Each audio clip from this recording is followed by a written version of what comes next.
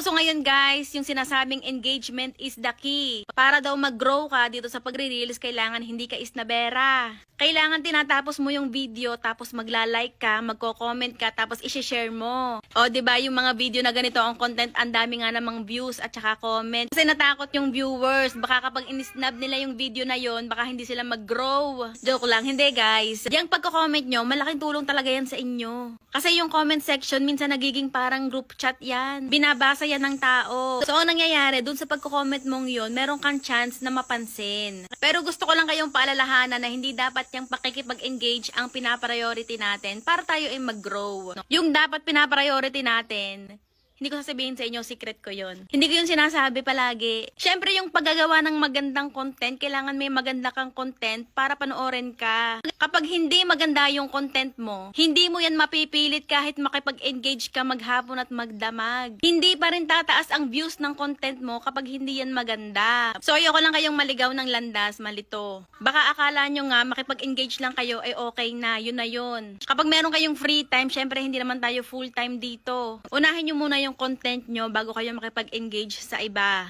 At pinaka-importante sa lahat, unahin nyo makipag-engage sa sarili nyong content bago doon sa content ng iba. Usong-uso ngayon guys, yung sinasabing